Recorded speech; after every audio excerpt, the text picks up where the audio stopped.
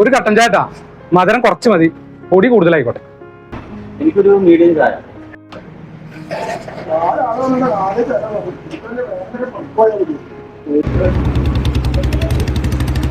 ഈ ഏരിയയിലെ ഒരു കൊടും പലിശക്കാരനാണോ പോണത്. അയാളെ കൊണ്ട് ചെറുതൊന്നുള്ള ആൾക്കാർക്ക് നാശം. അത് എനിക്ക് നന്നായിട്ട് അറിയാം.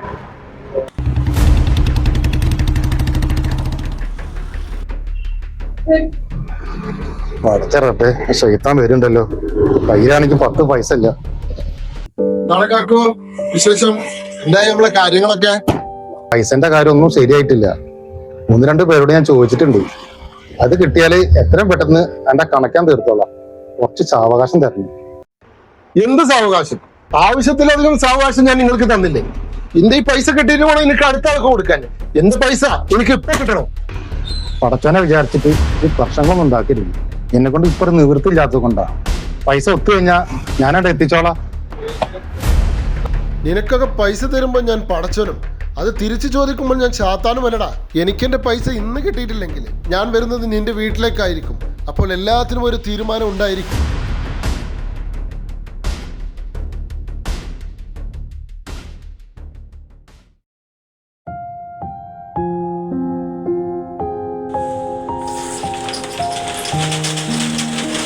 എടാ, എന്താ ബുക്ക് പെട്ടെന്ന് കട കാത്തണാവോ? എന്തോ പ്രശ്നം ഉണ്ടെന്ന് തോന്നുന്നു. നമ്മളൊന്ന് പോയി നോക്കാം. എന്തായാലും പോയി നോക്കണ്ട, നമ്മളെ ബുക്കല്ലേ, പോയി നോക്കാം. വരും.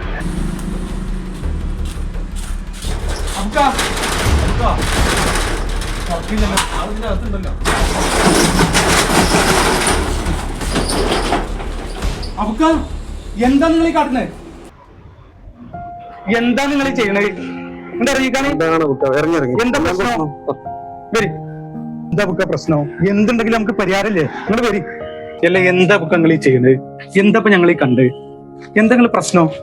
ഷബീറെ, ഞാൻ ഓൻ്റെ കുറച്ച് പൈസ എടുത്തിട്ടുണ്ടായിരുന്നു. ഞാൻ പല അവധിയും പറഞ്ഞു. എനിക്കൊണ്ട് കൊടുക്കാവുന്ന നിവൃത്തിയില്ല. അപ്പൊ അവൻ വീട്ടിലേക്ക് തെരഞ്ഞു വരാന്ന് പറഞ്ഞത്. വീട്ടിലാണെങ്കിൽ എന്റെ മക്കളും മരുമക്കളൊക്കെ ഉള്ളതാ. ഞാനിപ്പോ എന്താ ചെയ്യാ? എവിടുന്ന് എടുത്താ കൊടുക്കുക? അബുക്ക, ഇവിടെ ആർക്കും പ്രശ്നമില്ലാത്ത ഓരോരുത്തർക്കും ഓരോ പ്രശ്നങ്ങളാ. പൈസയുടെ പ്രശ്നം, ഭാര്യ ഓടിപ്പോയ പ്രശ്നം, അസുഖങ്ങള്, ഇതിനൊക്കെ നമ്മളിങ്ങനെ മരിക്കാൻ തയ്യാറായാലോ. എനിക്കും ഇതുപോലെ അവനായിട്ട് മുമ്പ് പ്രശ്നം ഉണ്ടായിട്ടുണ്ട്. ഈ പൈസയുടെ പ്രശ്നം അതൊക്കെ റിക്കവർ ചെയ്ത് ഞാനും തിരിച്ചു വന്നില്ലേ. അവനെ കൊണ്ട് കുറച്ച് ആൾക്കാരൊന്നല്ല, ഒരുപാട് ആളുകൾ വഴിയാധാരമായിട്ടുണ്ട്. അതെ, അതിനൊക്കെ നമുക്ക് മരണാണോ പരിഹാരം? അബുക്ക, അന്ന് ഞാനും എന്റെ ഭാര്യ ഒരു തീരുമാനം എടുത്തു. ഇനി ഒരാളിരുന്നും കടം മേടിക്കില്ലാന്നും പലിശക്ക് പണം എടുത്തിട്ട് കടം വീട്ടില്ലാന്നും തീരുമാനിച്ചു. കൊടുക്കാനുള്ളവരോടൊക്കെ എന്റെ അവസ്ഥ പറഞ്ഞു മനസ്സിലാക്കി ഞാനൊരു നീണ്ട അവധി വാങ്ങിച്ചു. എല്ലാരും എന്നോട് സഹകരിക്കുകയും ചെയ്തു. എന്റെ ഭാര്യ എന്റെ കൂടെ കട്ടക്ക് സപ്പോർട്ട് ഉണ്ടായിരുന്നു. ഞാനും എന്റെ ഭാര്യയും ചെയ്യാത്ത ഒരു ബിസിനസ്സും ഇല്ല. ഇന്നേ ഓൾക്ക് ഒരുപാട് പേരെ വെച്ച് ഒരു കാറ്ററിംഗ് യൂണിറ്റ് തന്നെ ഉണ്ട്. ഞങ്ങളുടെ കടങ്ങളെല്ലാം വീടി. ഇപ്പൊ ഞങ്ങൾക്ക് ഒരു പ്രശ്നങ്ങളുമില്ല. ഇവിടെ പരിഹാരമില്ലാത്ത പ്രശ്നങ്ങളില്ല. നിങ്ങൾ വരി. നമുക്കൊരു കാര്യം ചെയ്താലോ? ആ പലിശക്കാരനെ പോയിട്ടൊന്ന് കാണുകയാണെങ്കിലോ? ആയിക്കോട്ടെ, പരിഹാരം നോക്കാലോ. ശരി, വാ. നിങ്ങളെന്താ ഇവിടെ? പൈസയുടെ കാര്യമൊക്കെ അവിടെ ഓഫീസിൽ, ഇവിടെയല്ല. വീട്ടിലായാതെ ഇടപാടൊന്നുമില്ല. പൈസയുടെ കാര്യത്തിനല്ല, ഞങ്ങൾക്ക് വേറൊരു കാര്യം സംസാരിക്കാനുണ്ട്. ഇരിക്കെ. ഞങ്ങളെ ആ അബുക്കാടെ കാര്യം സംസാരിക്കാൻ വേണ്ടി വന്ന. എന്താടോ? അയാൾ ഇന്നലെ കടയിൽ തൂങ്ങി മരിക്കേണ്ടിയായിരുന്നു. അറിയോ? അന്റെ ഒരൊറ്റ കാരണം. അയാൾ പൈസ തരാണ്ടെങ്കിൽ കുറച്ചും കൂടി സാവകാശം കൊടുക്കണോ? അയാളൊക്കെ ചാവണം. അയാളൊക്കെ ചത്താല് സമുദായക്കാരും നാട്ടുകാരും കുടുംബക്കാരും എന്റെ പൈസ എനിക്ക് തിരിച്ചു തരും.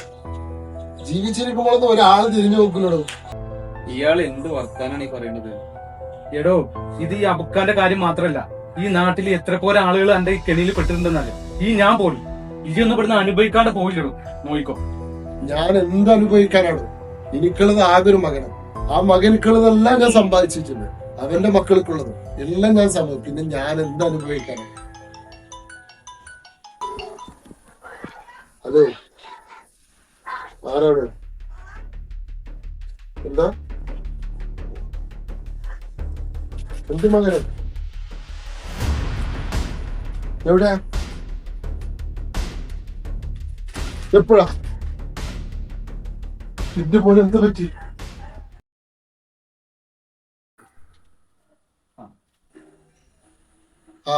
നിങ്ങളോ? വായ കേറിയിരിക്കെ. എന്തായി മോന്റെ ചടങ്ങുകളൊക്കെ കഴിഞ്ഞില്ലേ? 2-3 ദിവസം ഈ വിഷമത്തിന്റെ ഇടയിൽ ഞങ്ങൾ വരാണ്ടിരുന്നതാ. അബുക്കാന്റെ പൈസ ആയിട്ട് വന്നേ ഞങ്ങൾ. പൈസ ഇനി എന്തിനാണോ എനിക്ക് പൈസ? ആകെ ഉണ്ടായിരുന്ന എന്റെ മകൻ പോയി. ഇനി ആർക്ക് വേണ്ടിട്ട്?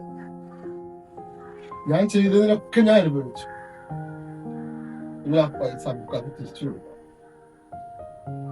അതിന്റെ പുണ്യം എന്റെ മകൾക്ക് കിട്ടിക്കോട്ടെ. ജീവിതത്തിലെ ചില സമയങ്ങളിൽ ഈ പൈസക്ക് ഒരു കടലാസിന്റെ വില പോലും ഉണ്ടാവില്ല. അതിപ്പോ മനസ്സിലായി. പടച്ചോൻ അത് പലർക്കും പല രൂപത്തിലാണ് തരിക. അത്രേ ഉള്ളൂ. ദൈവത്തിന് എന്തിനാണ് പണം?